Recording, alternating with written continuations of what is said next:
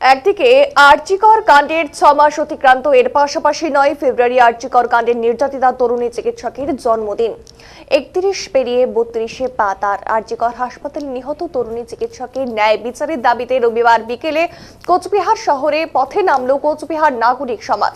এদিন কোচবিহার শহরের রূপনারায়ণ রোড থেকে নাগরিক সমাজের প্রতিনিধিদের মিছিল শুরু হয়ে শহরের বিভিন্ন গুরুত্বপূর্ণ রাস্তা পরিক্রমা করে।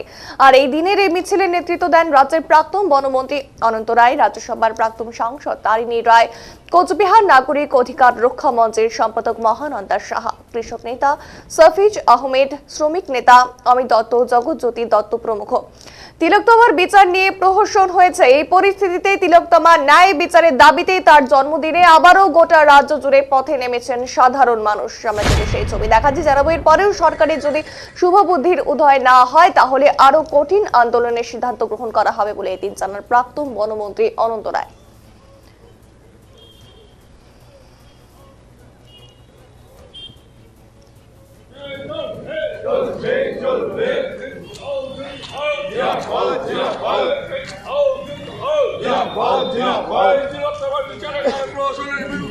আমাদের সংগ্রাম চলছে,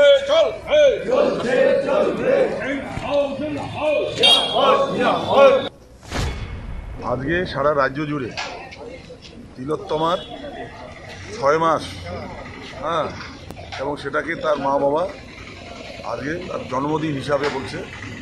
গোটা রাজ্যে এই যে তার বিচার নিয়ে যা প্রহসন হয়েছে, সেটা গোটা রাজ্যে আবার আন্দোলন সংগঠিত করতে হবে এবং তিলোত্তমা যেন ন্যায় বিচার পায় তার দাবিতে গোটা রাজ্যে আজকে বিভিন্ন সংগঠন তারা রাস্তায় নামবে। এবং তারপরেও যদি সরকারের কোনো শুভবুদ্ধির যদি উদয় না হয় তাহলে আবার অতীতের মতো একদম রাস্তা ব্লক করে একেবারে কঠিন আন্দোলনের সিদ্ধান্ত গ্রহণ করা হবে। এবং যতদিন না এর অপরাধীদের দৃষ্টান্তমূলক শাস্তি হচ্ছে, আন্দোলন ছাত্র, যুব, মহিলা, সরকারি কর্মচারী থেকে শুরু করে শ্রমিক সংগঠন, কৃষক, মানে সমস্ত, আর তার সঙ্গে যারা এই তিলোত্তমার ন্যায় বিচারের জন্য আন্দোলনে সামিল হয়েছিল, সকলে মিলে আরও আগামী দিনে আন্দোলন কঠিনতর করার জন্যই আজকের